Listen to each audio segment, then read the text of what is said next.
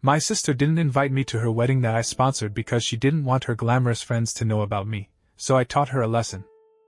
So, I've got this younger sister, and growing up, she was basically the golden child. My parents treated her like a princess. Everything she wanted, she got. New clothes, dance lessons, whatever it took to keep her happy. Me? I was the older one, the one who didn't quite fit the mold. She'd flat out tell me I was a mistake, like I was some kind of glitch in our family's perfect little system. It wasn't just kid stuff either, she meant it. I wasn't part of her vision of herself as this glamorous, high-class lady she was dead set on becoming. She'd look at me, plain old me, no fancy airs, and act like I was dragging her down just by existing. Weird thing is, our lives kept running parallel no matter how much she hated it. Same elementary school, same high school, even ended up at the same university. After that, we lived just a few miles apart. I didn't plan it that way, it just happened. She'd scowl every time we crossed paths, like I was stalking her or something. Meanwhile, I was just living my life. She was the one obsessed with how I didn't match her vibe. Back then, I figured it was her problem, not mine. I wasn't about to bend over backwards to be someone I wasn't just to make her feel better about herself. Things started shifting when we hit our 20s. I got a job, nothing glamorous, just steady work, and started figuring out how to stand on my own 2 feet. My sister, though, she went a different route. She latched onto this crowd of rich kids she met through university connections. These weren't just well-off people, they were the type who flaunted it, designer bags, weekend trips, that kind of thing. She didn't have their money, but she sure acted like she did. She'd beg our parents for cash to keep up, new outfits, or whatever else she needed to blend in. They'd cave every time. Without those friends, she acted like her life had no point. It was all about the image. I didn't get it. I was over here paying my rent, saving a little, and she was out there pretending she belonged to some elite club. Our parents didn't have endless money, but she didn't care. She'd drain them dry if it meant looking the part. I kept my distance. She'd still throw jabs my way whenever we saw each other, saying I was embarrassing, too basic for her shiny new world. Fine by me. I wasn't interested in playing dress-up or kissing up to people who'd drop her the second she couldn't keep pace. Then her boyfriend entered the picture. This guy was one of her rich crowd, and she was obsessed with impressing him. When he was set to come over for dinner to meet our parents, she lost it over the idea of me being there. Before he showed up, she cornered me in the kitchen. She didn't want me at the table, said I'd ruin the perfect family image she was trying to sell him. I didn't fit the story she'd built up in her head about her life. She didn't yell or anything, just stated it like a fact. I was unnecessary. I wasn't about to fight her on it. Honestly, I didn't care enough.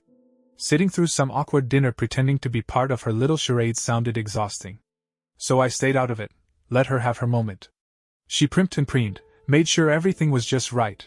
Our parents even got in on it, acting all proper like they were hosting royalty. I hung out in my room instead, hearing the clink of dishes and fake laughs through the wall.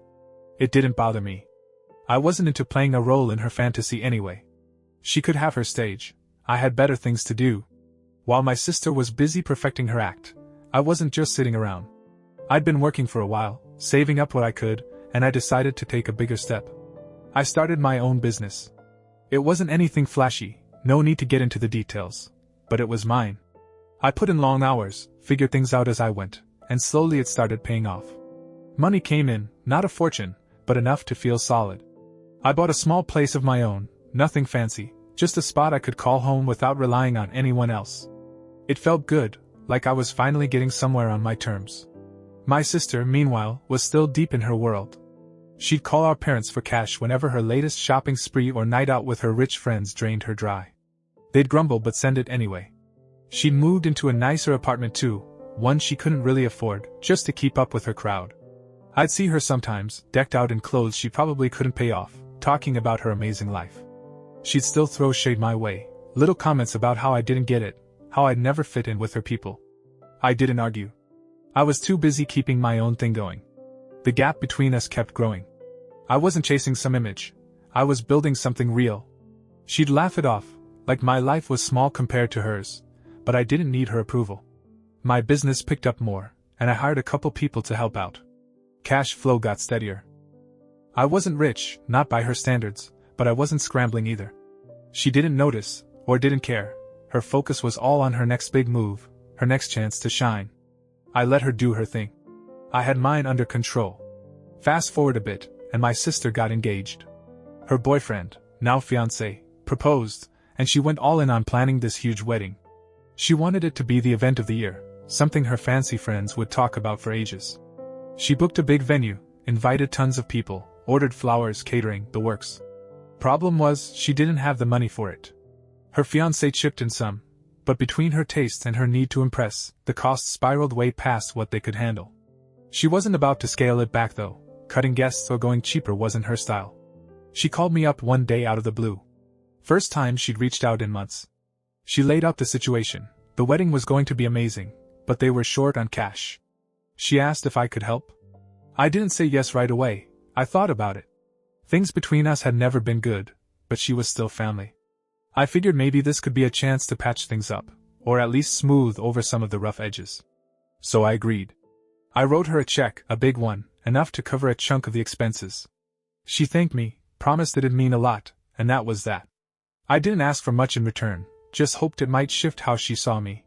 The wedding day rolled around, and I showed up at the venue. It was everything she'd hyped it up to be, huge, over the top, dripping with extravagance.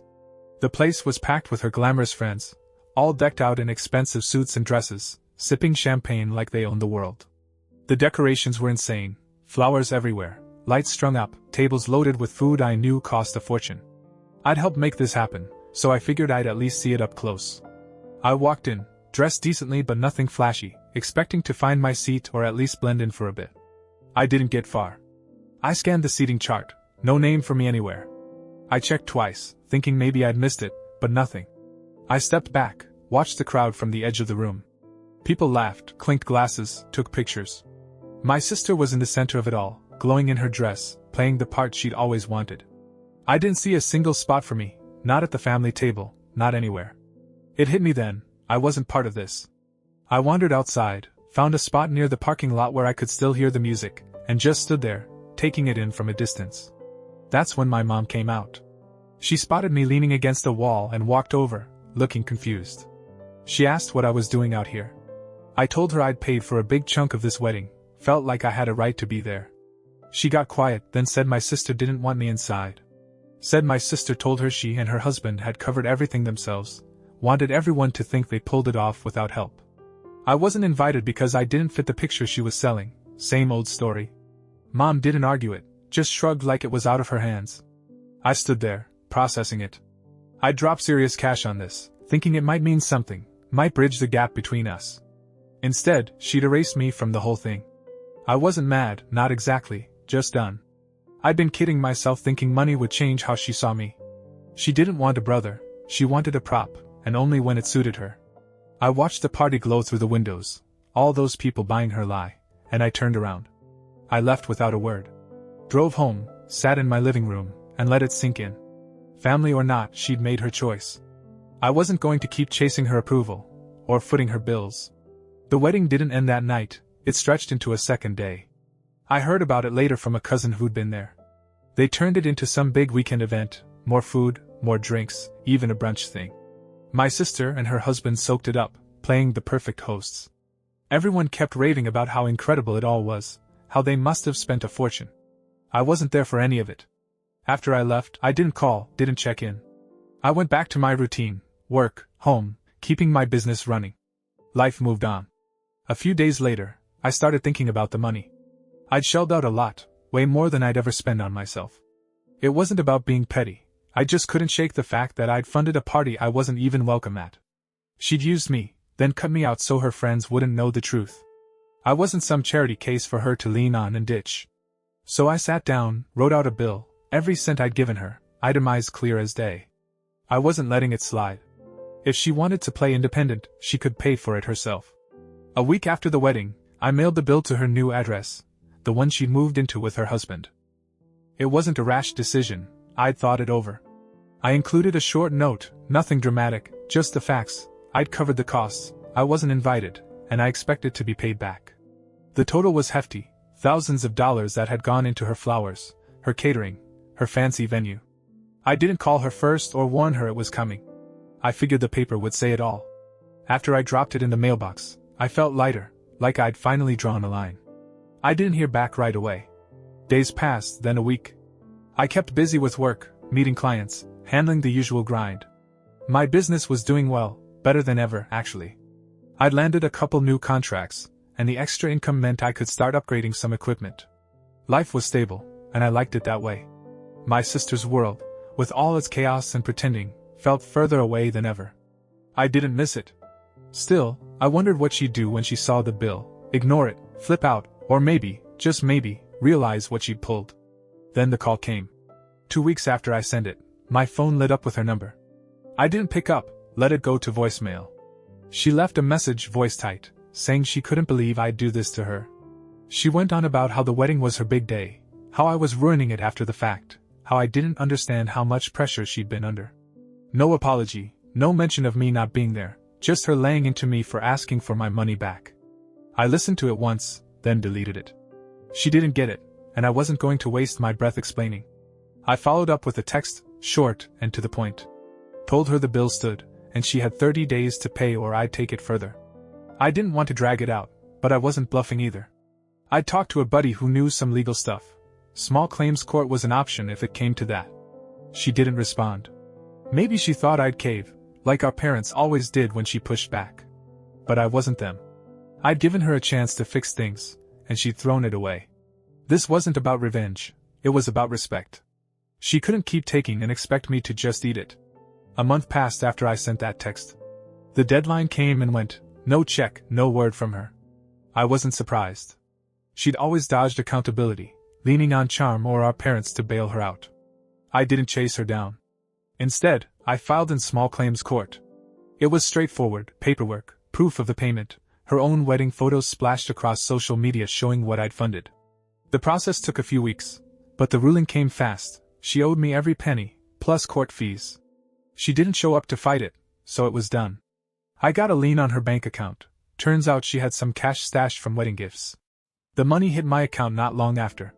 She called again when she found out, left another voicemail. This one was shorter, angrier. She called me selfish, said I'd humiliated her in front of her husband and friends. I didn't call back. I'd heard enough. The money wasn't even the point anymore. It was her thinking she could use me and walk away clean.